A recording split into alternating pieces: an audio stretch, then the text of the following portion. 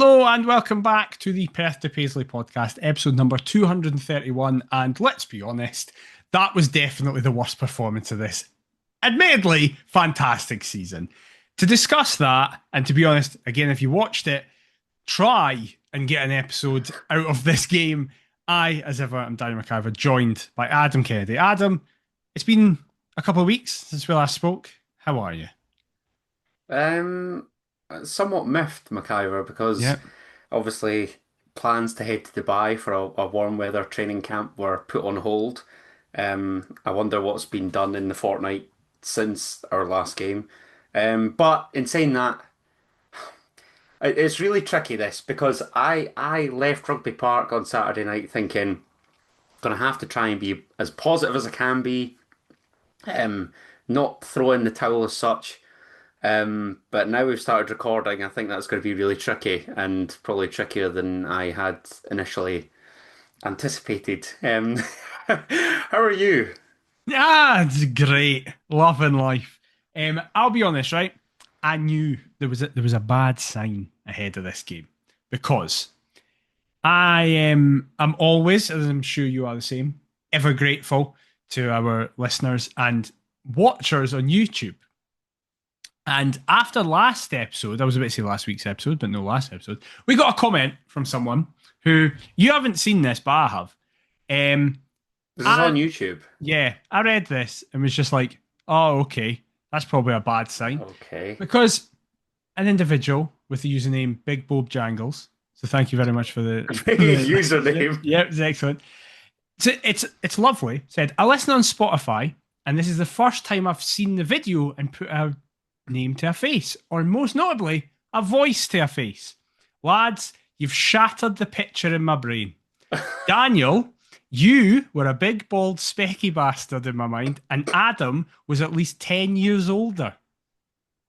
I mean, I'll take the backhanded compliment, but that's a bit of a shocker for you. But I'll also take the backhanded compliment that it's like, but I look better than he expected. True. So I'd rather it be that way round. I guess yours is more the backhanded compliment. Mine is just complimentary, even though it doesn't necessarily feel complimentary. Yeah. We're much better looking than folk expected. That's what happens. But, I mean, it is so weird that how you've got such a perceived idea of somebody and then you see their, in our case, ugly pussies. And I will also say, we clearly give off, and to be honest, this one's fair, we clearly give off wee guy energy. Because every time I've ever met someone who says lovely things about the podcast, thankfully I've never had anyone who's on that Jambo Kickback thread come up to me. Just the people who like us come up to me. I've said nothing but nice things. Most of them go, Jesus, you're taller than I expected. I mean, that is nice. Yeah. I think it's, I don't know, we must be the youngest two of your Hearts podcast. I think so, yeah. So we've not got that elder statesman and we've not got that kind of wise, noble man. We definitely do not have a wise aspect to this show. Just got two numpties in their now late 20s chatting about Heart of Midlothian. So, yeah, if you like it, that's great. If you don't, that's fine. You can't appease everybody. That's just life. Just keep listening though, so the numbers keep going up. Hate watches. That would be great. Yeah, and it doesn't matter what brings you here, just as long as you're brought here. Yeah. And listen, there was a hate watch on Saturday night, but until we get to that, there was plenty of hate watching. I'm sure there was a rubbish card of fixtures for us in the Scottish Premiership. Really well, I was going to say an underwhelming weekend. It's sort of saved by the Sunday, and that's just one game in particular. The rest of it was just a bit meh. And results did not go the way we wanted at all. However, on the Saturday, we were, of course, the later kickoff due to being moved to television. Hibs, the Edinburgh Cubs did not do well against the bottom two this past weekend, as Hibs at home drew 0-0 with Livingston. It could have been 1-0 Hibs right at the end, but Martin Boyle was booked for diving, you'll be stunned to hear, for a penalty that was given in real-time VAR overruled it. Celtic appeared to be coming unstuck against Motherwell, but Motherwell cannot play at Parkhead. It is the one place where Jens Bertolascu's magic does not work, as they went down to 10 men and eventually lost 3-1 to the current champions. Next season when he gets the job.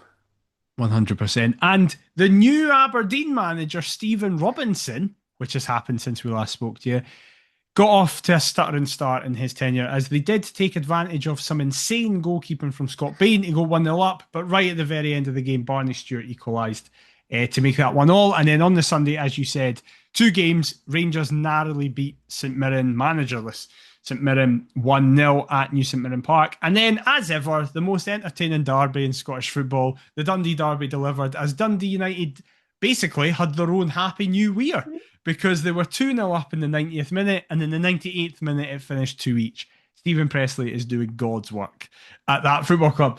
What did you make of the other fixtures over the weekend?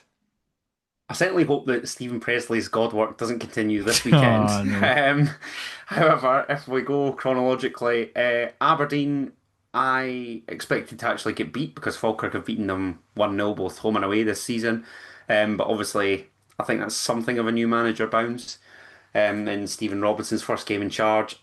Just a bizarre situation in terms of appointing him. Not necessarily the appointment per se, because I think it's as decent as they could have hoped for, but Yeah. I don't know what's worse.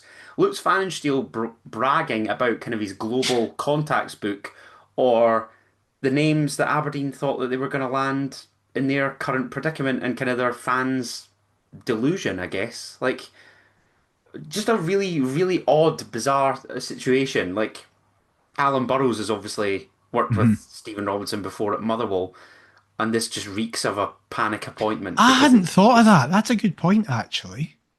I think that's the only thing that they've obviously looked at the table and gone, right, who's in a worse nick than us? We can't poach Marvin Bartley from Livingston. Neil McCann's just got the job at Kilmarnock. Stephen Robinson, he's won a trophy this season. That'll do for us. Bang. Like, I think it, as you say, bizarre. right?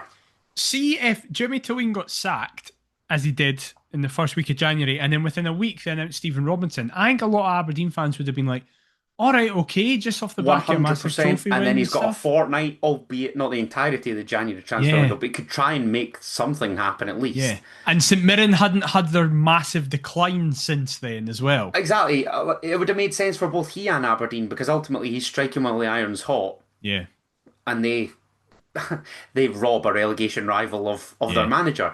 It's the timing, and I think it's just like, even there's been like murmurs of managers in the crowd at Pataudry. So you're like, oh, I can't remember. Was it the German guy?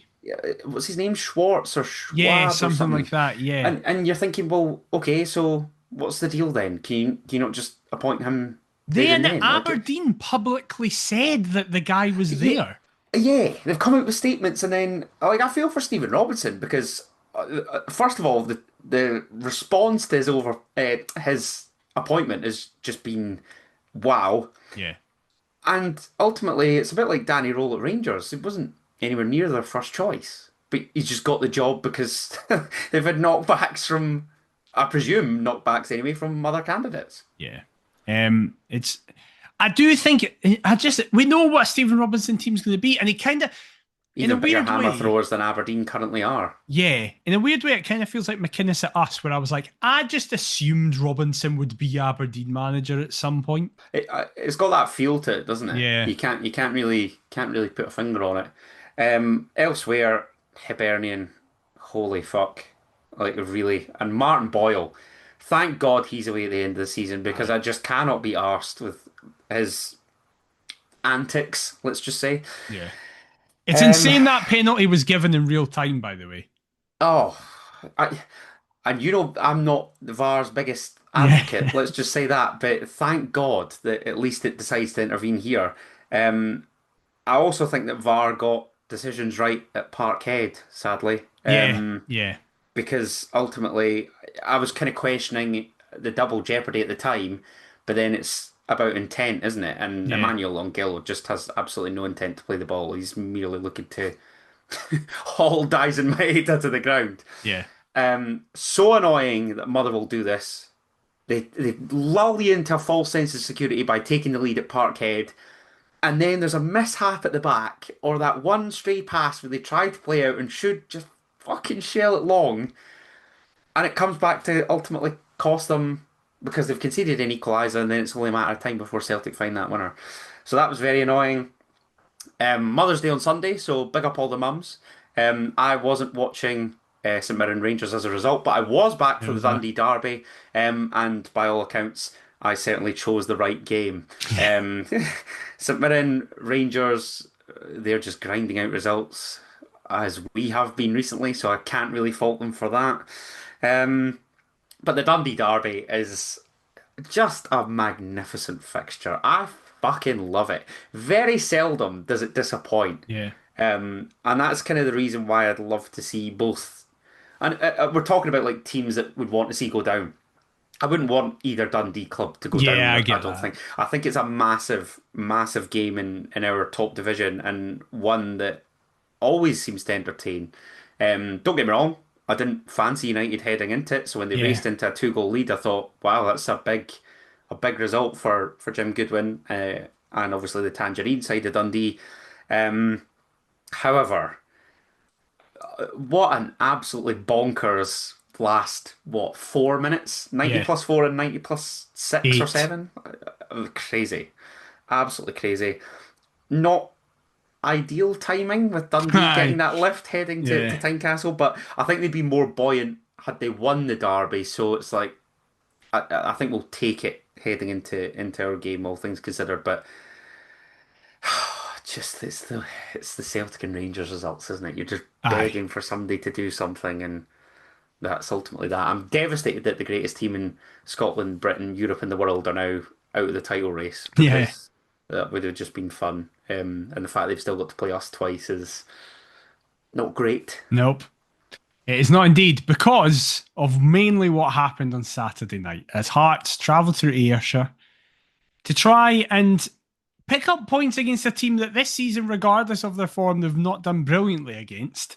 And that now continues when we will get to it. But the team that Derek McInnes set out was the exact same team that had beaten Aberdeen 2 weeks prior. Alexander Swallow in goals, a back four of Harry Milne, Jamie McCart, Craig Halkett and Michael Steinbender, midfield two of Mark Leonard and Thomas Magnuson, Alexandros Kazaridis on the right, Blair Spittle on the left, with a front two of Claudio Braga and Landry Cabori. I was on a driving lesson, 6 till 8. So I didn't see any reaction to the team. I didn't have anything. I arrived back at my flat as the game was kicking off. What did you make of the lineup when it was announced? With major notable omission, Benny Beningame. I too was driving from 6 to 8 down to Ayrshire to the game. Of So course. my passenger informed me of the team after doing kind of the mental maths that it takes when you initially see Hearts lay them out in squad number order. And then we obviously reached the conclusion that it was unchanged. Not overly surprised, to be honest. Given the Aberdeen performance was, on the whole, very good. Could have and probably should have defeated the Dons by more than that sole goal. Um, my kind of major, not talking point, but major kind of, I guess, conclusion was that Landry Cabori's inclusion was merely down to kind of worrying about a sort of physical tussle with Kilmarnock centre halves and ultimately trying to create space for your Alexandros Kizaridises, your Claudio Bragas, possibly even a Blair Spittle. So overall, wasn't too bothered. Obviously disappointed RE Benny, but I've kind of just accepted that as much as I really want him to stay on at Hearts, I just don't get the impression that that's happening for whatever reason, Yeah. which is really disappointing. And obviously it's shit because I want him to go out on a high, but I don't think that will be the case. Just leaving through the back door on a free transfer. So yeah, with regards to selection, not many, if any, grumbles really heading into the game. It's more kind of what happened once the game had kicked off. So, completely cards on the table here.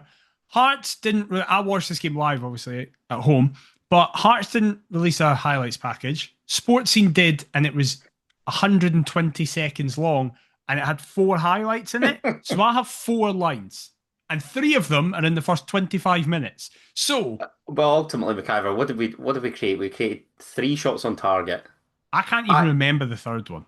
I can remember Blair Spittles because it was directly ahead of me. I remember him just having a pop from range, and it probably looked closer than it did. But even then, it was an easy save for Kelleroos. Oh, that And was the third one. and Braga after a minute. I don't remember the other one. Oh, well then you don't remember the only one that's made it into the highlight package. So It's Braga again, though, isn't it? It is Braga. So Is we're it going to left do foot, edge of the box, yes, or just inside the box? yes. Yeah, yeah. We're going to do things a wee bit That's differently. I'm just going to give every highlight of the game, and then we're going to just discuss the game. Okay. So, Stramash in the box in the first half. Finlay Curtis ends up hitting a shot for the edge of the box. It deflects off Magnuson and goes onto the post. That was about 12 minutes in. That was a warning. That was.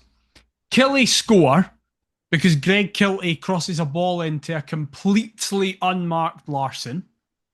Which had been coming. Spittle breaks and finds Braga, and his left-footed effort for the edge of the box is quite well saved by Rose, in fairness to him. And then the only other highlight, Spittles didn't make it in. Second half, Milne does quite well to win the break of the ball and drills across, but it's palmed away. Drills across. Drills across. And that is the whole highlights package of Heart of Midlothian 0, Kilmarnock 1. We'll see you next week. It's been a pleasure. I'll do the quiz now. This was the worst time for everybody to be shit because I don't think I've ever seen Harry Milne play that bad. I think Harry pretty Milne was much. awful. Now, this is just going to be a rambling one. Are you just going to go through position by position, or what Let's do that, right? But we'll start with Harry Milne because we're speaking about him. You'll know this because you were with him several times. My dad and brother were at the game.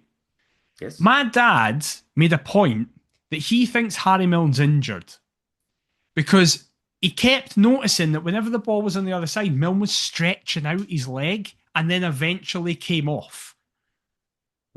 It's like, well, that's a disaster because that means we're going to the Dundee game with Jamie McCarthy left back, a centre half two of Frankie Kent and Craig Halkett, and Jordi Altena at right back. And it's like, well, that's not going to work. No Mikey Steinvender. If today Barry Anderson has released an article basically saying that Altona's now going to start every game from now until the end of the season. Can I just say, by the way, obviously, if we are going through position by position, Jordi Altena was probably our second best player. Second best player? Yeah. And he didn't even do that much. No. But in terms of like what he brought like an energy in trying to drive forward. He would often drift past players. He would keep the ball quite nicely. He looked like a natural right back. And that was pretty much it. Yeah. But yeah, so Harry Milne's... That just speaks volumes as to how poor that actually was. Harry Milne's performance may be caveated that he's potentially nursing a niggle or something like that. But oh my God, I've never seen Milne play that badly. No, absolutely not. And ultimately, there's so many that you could just point the finger at and say that wasn't good enough. Obviously, Harry Milne has been arguably our player of the season. Yeah, Mr. Consistent. So, you know what? Like these things can happen. Was Steve Clark in attendance at the game? I'm pretty sure I saw and I've seen people say this, but he's been in attendance for 4 of our games, and Milne's been like exceptional in all of them except that one. Yeah, that's a fair point. I don't know. Like I can't pin something in particular as to why that was the case. Like, is it the late kickoff? Like what is it? The plastic pitch. Because it's out of character for him. Is my point? Like it has to be something as to why he wasn't. But also, it's just some people have bad games, but it just seemed like everybody collectively did. Of course they do, and that was kind of going to lead me on to a broader point. The crowd was really bizarre on Saturday night. It felt bizarre watching it from home. It really was. Like, the nighttime kickoff might not have helped Harry Milne, but it certainly helped a lot of Hearts fans that were heading down there because, boy oh boy, did I see some people in some states, which is absolutely fair fucks to them. So you think that people are right up for it. They've had a good swally or two. We're top of the league, heading into a game that's going to be absolutely minging because it's a team that's fighting for their lives, determined to kind of right the wrongs of an embarrassing defeat away at Falkirk last time out, and ultimately have nothing to lose really against the league leaders.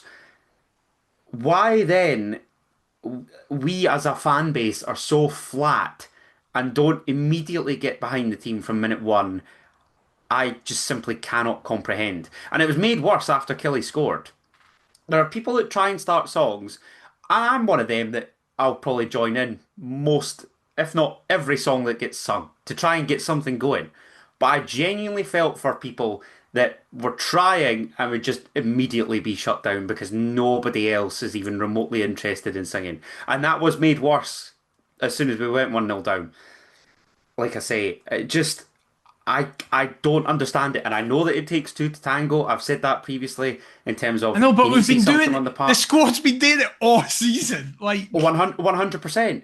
But it's like we just actively neglect that and just focus on that night, what we see there and now. Yeah, it's so literal to what's happening right in front of us. Yeah, and I can't comprehend that at all. Yeah, I was chatting to a guy as we were coming out the ground, and he'd had a go at this one boy that was obviously upset and berating players and whatever else.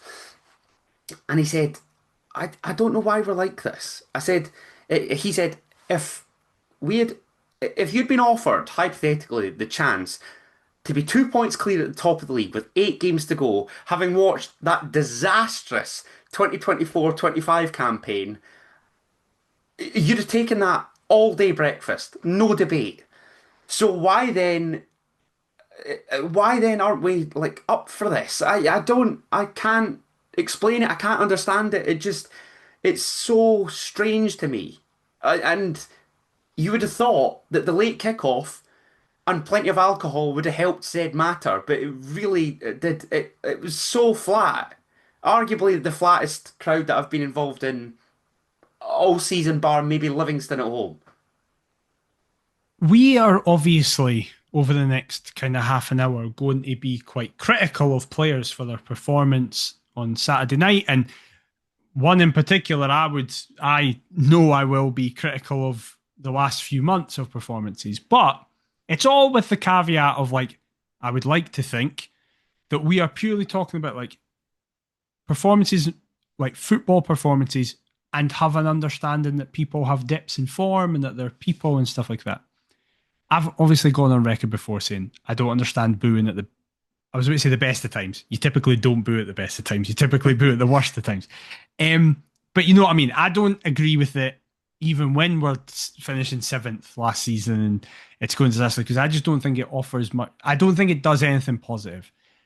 I especially cannot believe there were people who booed at halftime Saturday. It came through loud and clear on the TV, and I just turned and was like, at that, like, I think it's been made very clear by the club that they want us to have support. And listen, through the nature of doing this, we know people that know people at the club and have, like, the most tenuous of links to the football club. It's been made very clear to us that people are getting pissed off. That it's like, as exactly what you just said, that it's like as soon as we're not just comfortably winning, there will be an element of grumbling. And it is like, I saw someone say on Twitter after it, being like, there's just such a large section of our fan base that's entitled. Nobody is saying, by the way, that you have to just accept that on Saturday night and that you can't criticise it, because that's what we're doing. That's what everybody rational has done.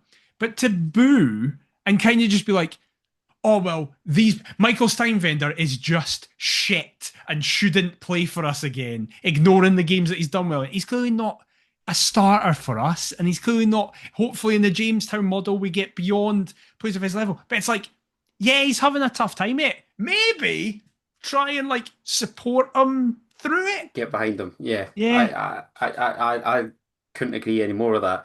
And I don't want to sound like a happy clapper, and I don't want to come across as if for a season to be a happy clapper, it is this season. But exactly, like, we've seen some right shite over the years, which even makes just you doing wonder, this podcast, which makes you wonder, like, would these people be as ruthless to worse players that we've seen pull on the jersey. Aye. Like it doesn't make any sense. Would Elliot Like, Freer have made it out of Tynecastle alive? Gervais Castanier. do Like, you know what I mean? Like Glenn Whelan. it's so strange. Like if Hearts go on and do this, it will surpass everything that we have ever seen. Yeah. So why, therefore, would you not try and get behind the team in order to make that happen? Yeah. It seems like Agreed. some of our fans are just kind of waiting for us to fall or falter, and I can't get on board with that. It's like they're determined to say, "Oh, well, we were never going to do it," or "Oh, well, it was a nice dream while it lasted," or like I can't get into that way of thinking. Yeah. And don't get me wrong, it will hurt if we don't go on and do it. But equally, why not just try and give it our best? I'd also rather have that hurt than being like Hibs, Exactly. Aberdeen, us last Fuck season's me. position. Last season's disappointment was not making the top six. Yeah. Exactly. Or possibly the Scottish Cup semi-final, I would give you. But equally, I can't. I don't understand. It's so strange to me. Yeah. With all that being said, what has happened to Alexandros Kizaridis? They had a child. So is Tam Magnuson. So is other players in this squad, and they've still performed since they had them. Or, I hate to say this, or he's just a one-trick pony and people have just latched onto it. I just don't think he's as good as he initially looked. I still love the guy. Which like I talked about last season, things happen. See, when you're so starved of a winger for the seasons that we were, and then one comes along that initially looks really promising, you go, right, I will stick all my eggs in the Alexandros Kizaridis basket. He's amazing. He's class. He's different gravy. He's exactly what we've needed for XYZ, however many years. And as you say, he's then peaked. To have then dropped off to the level that he has is really disappointing. But I don't know. I just think he needs to switch stuff up. Like, I think he needs time. I think he needs a rest. He's played like so every game. Abundantly clear that he's going to cut in off that flank and shoot time after time after time after time. And yet, there's never an instance. I couldn't tell you the last time I saw him go down the outside and swinging across. There was a moment in the second half where he opened his body up and there was a chance to hit the byline and he cut in and Robbie Dees stood still and tackled him. And I got very angry because I was just like, that sums your last 6 months up completely. 100%. And again, I'll never fault the work rate, the effort, the desire. It's just, honestly, like, just fucking do something different, please. He's played 34 games this season. He's played 34 games this season. We, I think, have played 36 in all competitions. Like, it is obscene how much he's played considering the form he's had. And I would say, right, listen, folk are just going to think I'm in love with the guy, and I partly am.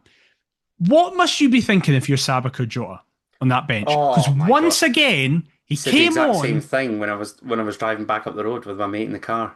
He came on and put in a good ball as his first action, like the best ball we'd had all night. And folk will get fucking sick of me saying it. He is the reason of my favourite moment of this season.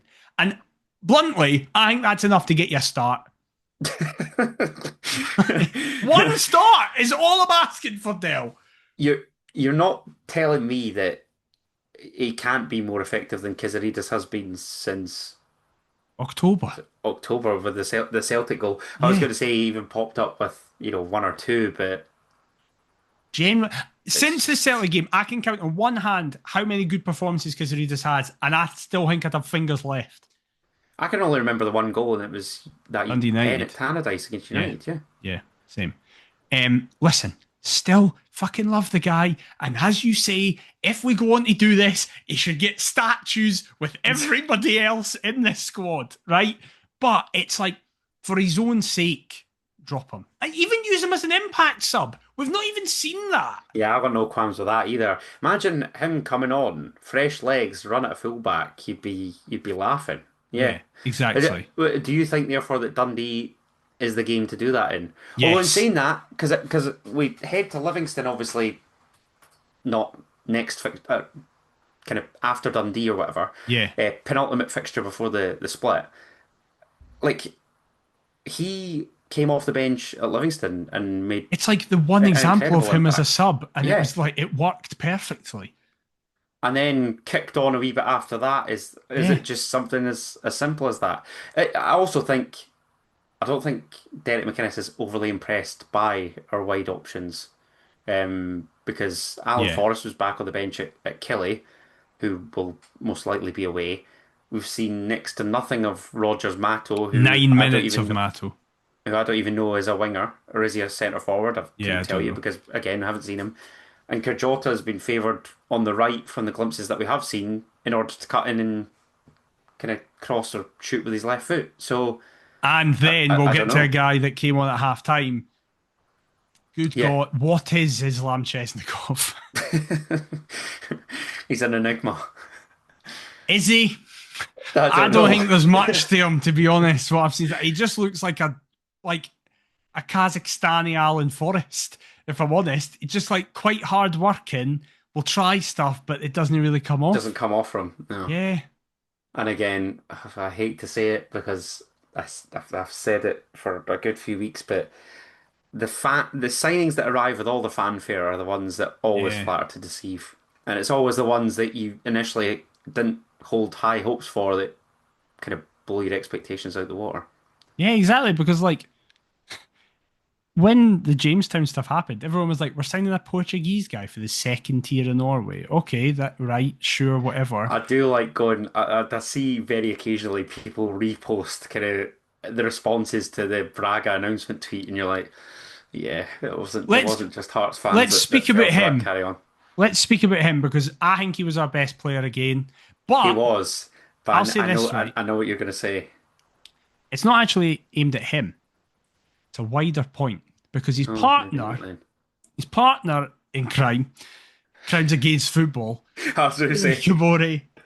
Why can that man not stay on his feet? But anyway, he's another that suffers from the Steinbender treatment. It's like, okay, he frustrates the fucking living daylights out of me, but try and get behind the guy. Aye. He can't be that bad. He's got a hat trick at international level. Like there has to be something, surely. Yeah.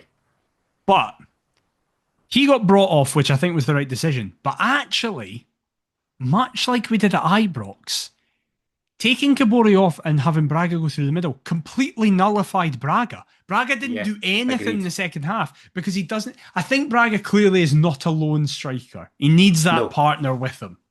No, and that's exactly why I had no qualms with Kabore starting, because you felt as though he would be the one to kind of win aerial duels against your Robbie D's, Ethan Shilter-Brown and whoever, and ultimately flick on for Braga or just create space for kind of knockdowns and other various aspects of play. But yeah, he's got to fucking hit the deck, hasn't he? He has to. It's the only way that they're even going to remotely consider giving that as a penalty kick. Which is infuriating. And it's like Chris Boyd said at halftime, he's like, you have to go down there, there's enough contact. And I'm like, that means football's broken. That means it's everyone's wrong, because those same people will criticise Braga and others for going down easily. It's like, well, you can't have your cake and eat it. You can't be like, you have to know exactly when to go down. And also, my biggest issue with it is, it does take him off his feet. He stumbles onto his hands and then stays up. That should be enough.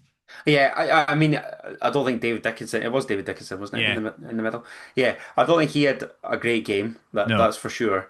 But I'm not excusing kind of his performance for ours, because both were rancid. That's what I was going to say. I don't want any Killie fans to be like, are you trying to suggest? No.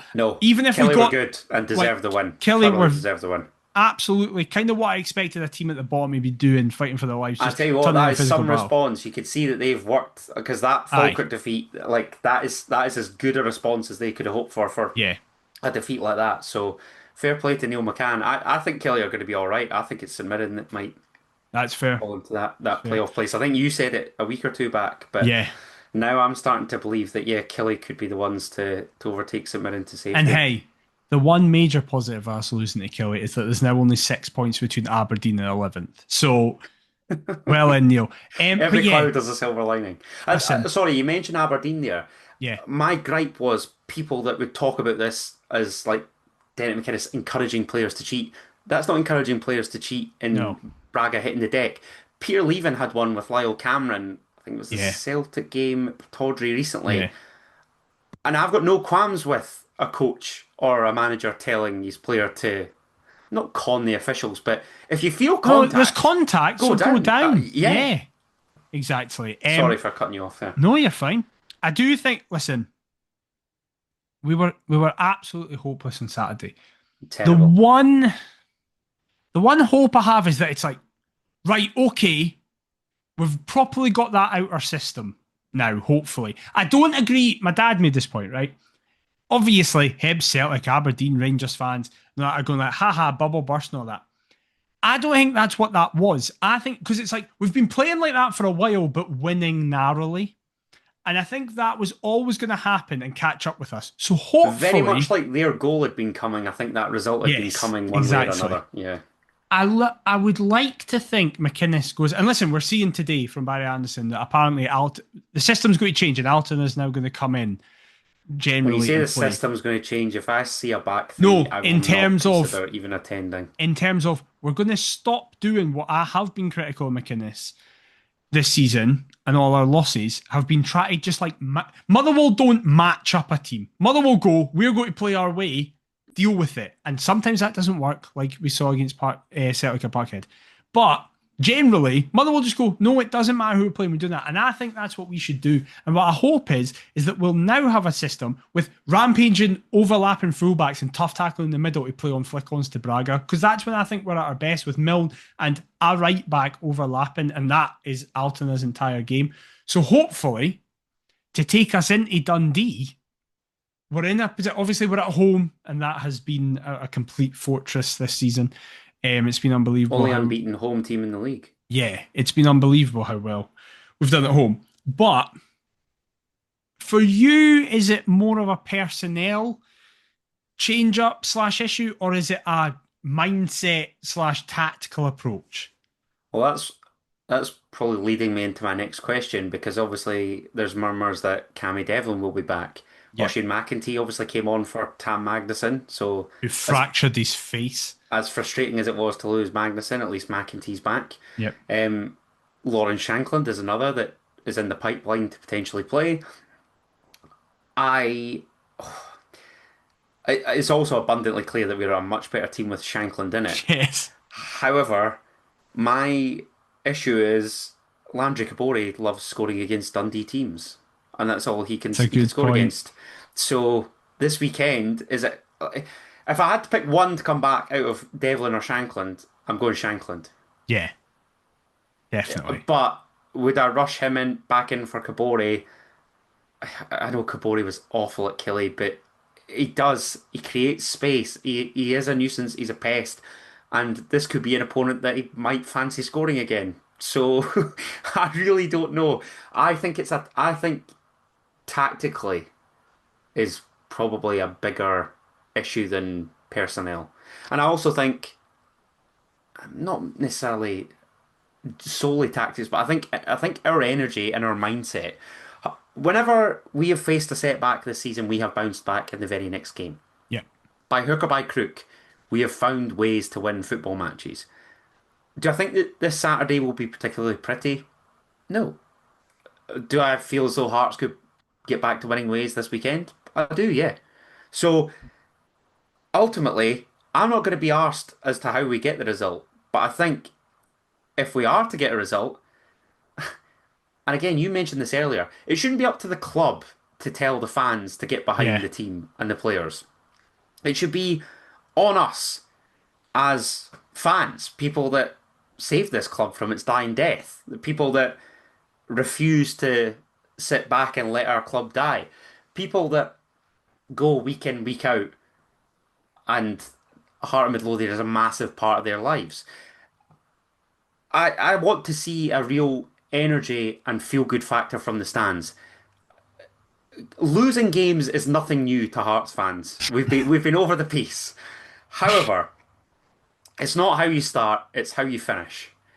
And here, there's 8 games to go, 24 points still to play for. Celtic and Rangers both still have to play one another as well. I think people are overlooking that. I'm not chucking in the towel just yet. I certainly hope you're not. I certainly No. hope that the team aren't. So turn up to the pub that bit earlier. Turn up to your seat that bit earlier. Get behind the players from the minute that they walk out that tunnel.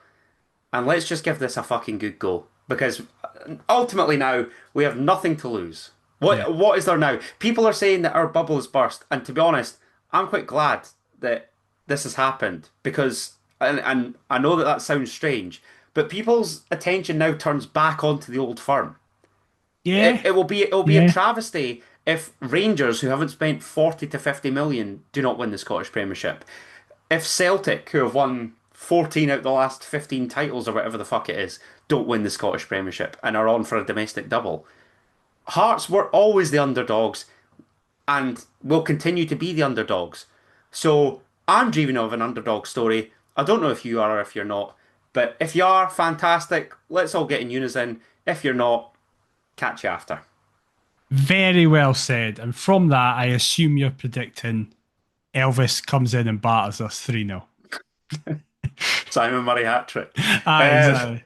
No, we will win. Oh, I really hope it's not another nerve-shredding 1-0. I'm going to have to be optimistic.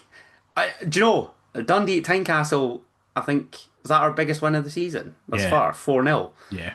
I don't think it'll be quite 4-0. I will say that Hearts will win by 2-0. Nice. I just realised I didn't actually ask you your team first. Would you make any No, you big... didn't, because I was too busy on like rant and building In up. fairness, you started speaking about Shankland coming in, so I should ask you then. I don't know what I'd do. I think Jordi Alton obviously will and has to start. I'd go Swallow in goal, back four of Milne, McCart, Halkett, and Altena. Mm-hmm. Because Finlay's not back yet, is he? No. That's nothing against Jamie McCart, but just the understanding that Finlay and Halkett have built kind of with one another. Oh, do you just go 4-4-2 again? Oh, I'd go Spittle on the left, Kerjot on the right, but that won't happen.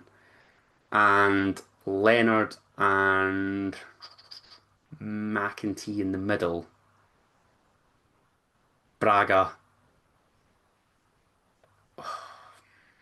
with Shankland, not Kabore. I think Kabore late on to potentially hold the ball up, and I think he'd be a decent impact sub if need be. And if you can't get if we have to get 60 minutes out of Lauren Shankland, I would rather it be from 0 to 60. Yes. Than it would be, even like half an hour heading into then Livy or whatever.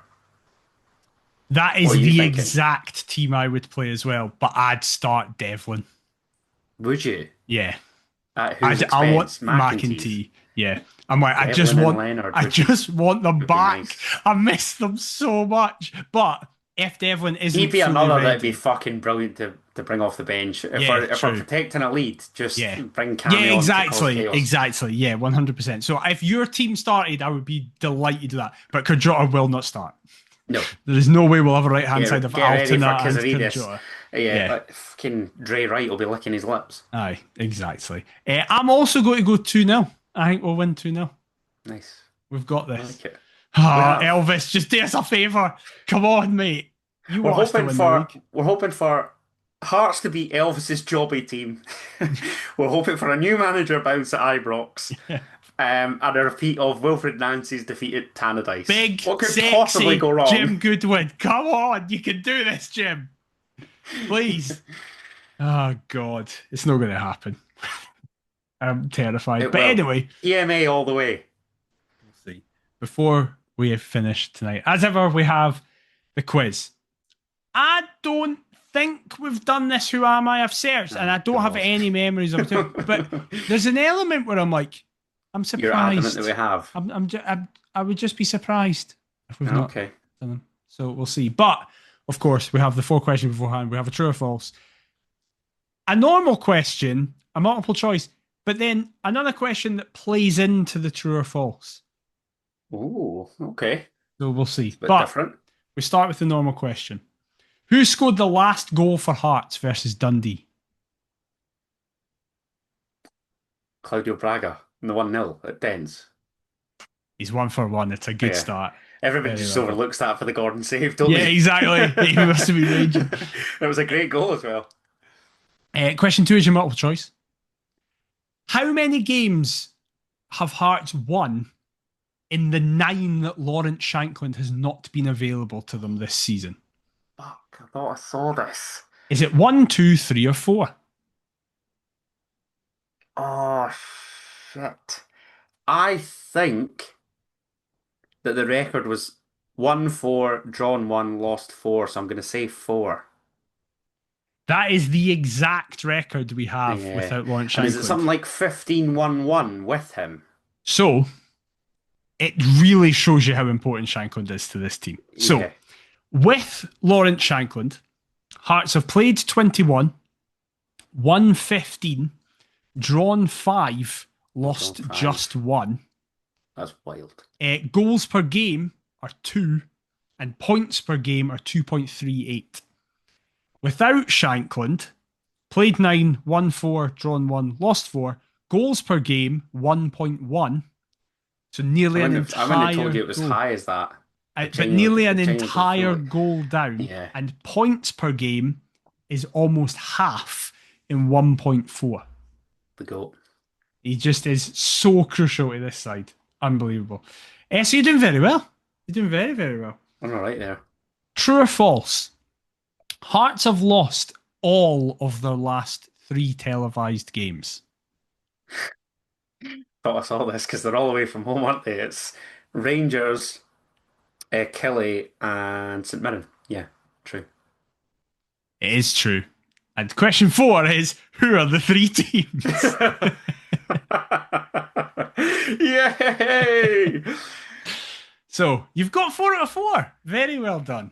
I'm really worried as to this. Who am I fucking me up? This is like episodes, the ghosts of episodes past. I thought I'd give you a nice Adam, quiz. Give your thinking cap on. After how terrible. That was all right. Thanks, mate. That was very considerate of you. Right, are you ready for the I don't know what's actually riled me up more, because I realised that we've done the end is near quiz, but we just haven't touched on the Scotland squad and Steve Clarke's comments. Right, thank you. I knew I'd forgotten something, because listen, that Adam smashed the quiz. We can wait until then. It's nothing short of a disgrace. And it only came to me there when I thought about the televised thing, because I'm certain that somebody had said about Steve Clarke being caught on the cameras or whatever. Yeah. I've got the quote that Hearts Standard shared. Well, they post a lot. Steve Clarke was asked about Hearts and Motherwell with no players being picked for the squad. I really think both those teams have been exceptional this year, have done really well, but maybe the team is better than the sum of the parts. So, before you go into full rant mode, this is my... I have 2 thoughts on this. The first one is that I feel like that's maybe fair to say about Motherwell, right? Because if you put Stephen McGinn in... if you put Stephen McGinn in, we're fucked. If you put Paul McGinn in... Just nicked him from Falkirk as a coach. Yeah, I combined Stephen O'Donnell and Paul McGinn, and then it just so happens to actually be a Stephen McGinn. Rather than Paul O'Donnell. Yes, exactly. Paul O'Donnell sounds like a Motherwell player, though. Absolutely. If you combine McGinn and O'Donnell and put them in a Scotland squad, they're probably not going to do as well as they've done. I mean, we have literally seen that in their international careers. But Craig Halkett being the league's best centre-half this season is fuck all to do with our system and the best in the team. And he is the main one, right? Because Shankland would have been in it if he hadn't been hurt. Gordon's in London seeing a specialist for his shoulder. That's fine. There's obviously the Harry Milne. That obviously, Robertson, Tierney and whatever. Craig Halkett should be... And I will also caveat by saying I am delighted nobody is in it, because I don't want anybody getting hurt. 100%. It's good news for us. Yeah. It's more the disrespect that Steve Clarke has shown towards us and namely Motherwell, like you mentioned. But And also, I just want to say though, I for the think, players, it must be a sickener because they've put in the performance of their careers thus far, some of them, and yeah, ultimately haven't reaped the rewards for doing so, which is a real shame. I also, by the way, just some like absolutely massive news has happened in the world of football. Oh God. The AFCON results just been reversed. What? Senegal have been declared to have forfeited the match, with Morocco now declared 3-0 winners. What? So that's a thing. I don't know what to say. Like, as we record, the Champions League matches have been like taking place and everything. Like, How? What? what an end is near quiz this is, by the way. This is one for the fucking ages. But anyway, that's a thing. And speaking about international football, my biggest complaint about that with Steve Clarke is Scotland as a nation and a national team should be a team that is more than the sum of its parts. His Very fair tenure point. is like defined by a team being more than the sum of its parts. Name me the fucking flair players at Scotland that have single-handedly got us through games. It's like McTominay, McGinn, Dykes and all that have been like cogs in a wheel that have been effective.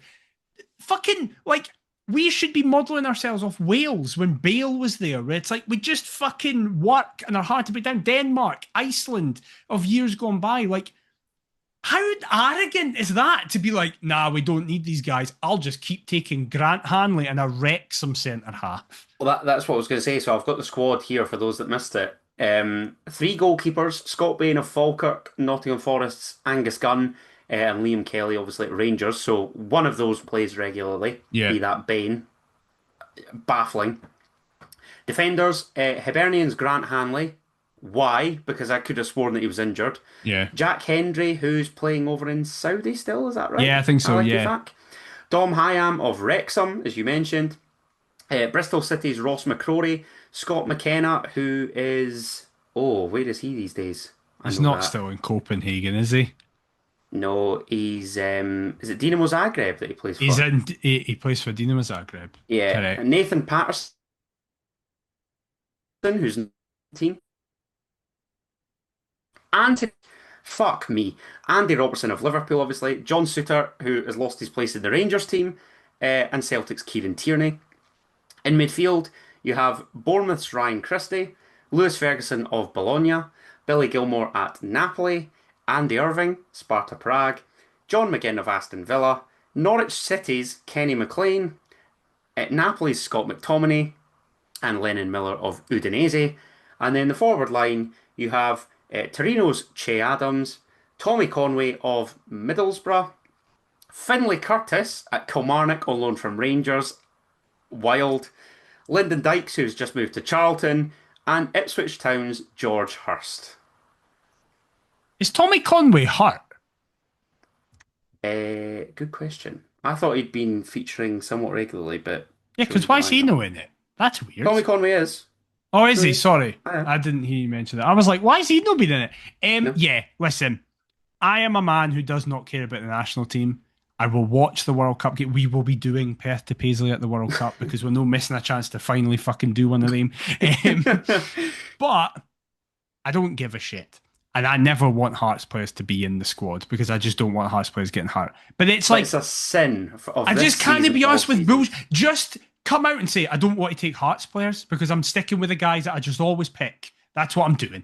Kieran Tierney's going to pull guys out though, and Harry Milne will be his call up. Aye, but it's like after receiving such flack, that's exactly what will happen. Stop being patronising, you arsehole. Anyway, who am I? Yeah, he's a fucking dick. Sorry, I don't care if he's the most successful Scotland manager of our lifetimes. I just don't like him.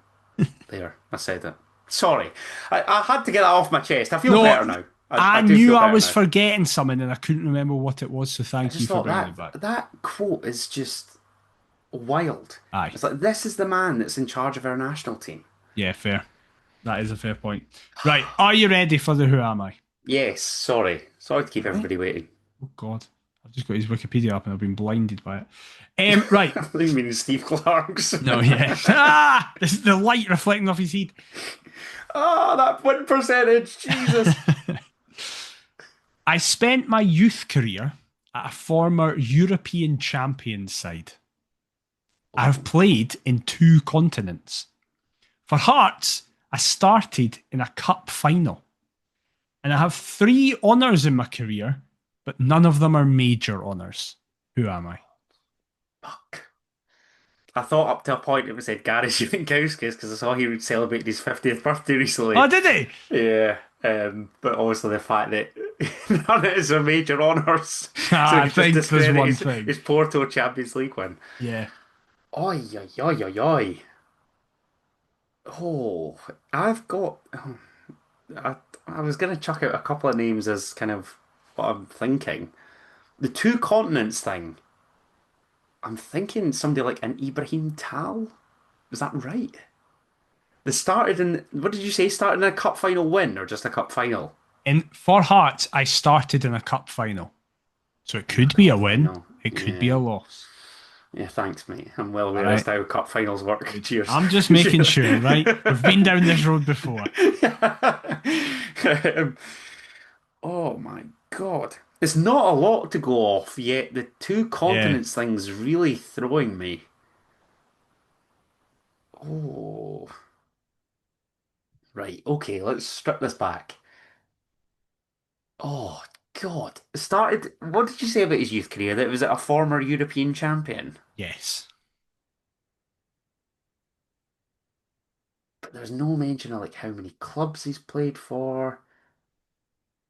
And what did you say as well? 3 major honours, but sorry, 3 honours, but 3 none of them honours, major. but they're all minor honours. A cup final. Played in a cup final for Hearts. Oh my God. Right, I need a time frame and then it's something to work off. So, between which years or which seasons did they play for Hearts, McIver? Between 2018 and 2020. Oh, God. Right, okay. So, 2 Scottish Cup final defeats in that time, both to Celtic. Great. Um, 2 very different finals. Yeah. Oh my God. Right, 1819. Let's think as to who would have played that day, man. So you'd had, oh my God, I'm trying to think of the starting lineup. So was Bobby's Lamal in goal? I'm pretty sure. Aaron Hickey, because that was like the major surprise inclusion. Christoph Berra would have played. Try to think of the other centre half. John Suter, possibly. Michael Smith at right back. In midfield, you'd had Joom. Oh, Ryan Edwards started because he obviously scored. Herring, oh, did Herring start? I think he did because I think we rushed him. And then I want to say Claire McLean. Oh, who was the other winger? Oh, who started on the left? Was it Jake Mulroney? No. Oh my God, this is mental maths of the highest order here. Right. I, but even then, trying to narrow this down, I feel like Ryan Edwards is the type, but I also think the 2 continents thing. Like, did he just play fucking everywhere because he could? But again, like the European champion. Oh my God. What the hell is this? It's probably not even this final, isn't it? It's probably the 1920. I've just done all this mental maths for no reason. Oh my God. If I get the list of clubs in order, then surely I can work out, firstly, which final it was, and secondly, who the hell it is. Yeah, I realise that these are the same questions that I always ask, but can I have the list of clubs that this man played for in order, please, Daniel McIver? His youth career, he was at Nottingham Forest, Ilkeston, QPR. Whilst at QPR, on loan to Dagenham and Redbridge and Stevenage. Inverness, Heart of Midlothian, Atlanta United, Orlando City, Orlando City B, Orlando City C, because apparently that's a thing. St Patrick's Athletic, Shamrock Rovers. Jake Mulroney, isn't it? Is that your final answer? It has to be. He's got 5 for 5 for the second time in his Perth to Paisley career. Yeah. Very well done. You named the entire starting 11 of that 18-19 final. Fair play to you. And you went, did Haring start? And I was shouting, yeah, because we subbed him off in the 81st minute and Edward scored in the 82nd. It all went to fucking shit. That's exactly what I thought of, because I can remember I interviewed Jim Jeffries in the run-up to that final, and I was asking him about links from Peter Haring to Thomas Vogel, and he said that there was nothing at all. And then I thought, I seem to remember that we were desperate for him to play, so we gave him an injection or something. We pushed him. It was the reason he then was fucked for the next couple of years. But yeah, trying to go through that team, Jesus, that was tough. It was a 4-3-3. Bobby's Lamallen goes back for a Hickey Beresford Smith, a midfield three of Edwards, Haring, Doom, and then right wing Sean Clare, left wing Jake Mulroney, and through the middle Steve McLean. Steve McLean up front. Fucking hell. God almighty, man. We have been put through the ringer, haven't we? I know. Jesus. Listen, it wasn't quite as bad as the League Cup situation that we dealt with, where Craig Whiten was playing on the left, Michael Smith was playing in the middle, and Steve McLean was through the middle. Like, how fucking class was that Ryan Edwards goal? That could it's a top 3 celebrated goal ever. And I think the only other ones are Kingsley against Hibs at Hampton, and then Halkett this season against Hibs. I honestly thought we were going to do it that day. That was fucking hard. And then Edward dived. Cheating rat bastard. Yep, exactly. But you finally got another 5 out of 5. It's a good sign for the weekend. That is a big weight off my shoulders. That I'm quietly impressed with how I've reeled off that team as well. In particular, a couple positions that were up for grabs. The centre half was bugging me, and then I thought it had to be Suter. Yeah. I would have forgot Doom. I thought I keep thinking Doom left by that point. Doom was here for fucking ages. I remember him in the run up to the goal, because he does like a bit of trickery on the edge of the box. Yeah, of course. And then I think he slides it into Clare, if my memory serves, and then Clare back heels into Edwards' path. Aye. Yeah, Doom does like a wee shimmy, and then he tries to play this woeful pass that I think Clare then just rescues. But yeah, Jesus, that team, man, fucking hellfire. A bench, by the way, of Colin Doyle, Connor Shaughnessy, Ollie Bazanic, Harry Cochrane, Bobby Burns, Craig Whiten, and Uche Ekpezu. Wow. Fucking hell. Yeah. Unbelievable. Jesus. This is what I mean. These fair weather fans that are just going tonto. Exactly. Remember where we fucking came from. Yeah. We deserve this. We've been put through the trenches and more. Well, let us know if you got Jake Mulroney, and let us know if you have enjoyed this episode. If you have, please leave us a review on your podcast platform of choice. It massively helps us out. If you want to see how different we look to what our voices sound like, come and watch us on YouTube. Leave a like, comment, and subscribe there. Perth to Paisley on all the socials. perthtopaisley@gmail.com if you want to fire us over an email. Adam, where can they get you on all the socials? You can find me sharing reruns of Ryan Edwards' cup final goal as I head to bed with a bottle of whiskey at Kendo's column. We'll be back next week to discuss all the fallout from the Dundee game, anything else that happens in between them. But until then, we'll see you next time. Bye-bye. Come on, it fucking hurts!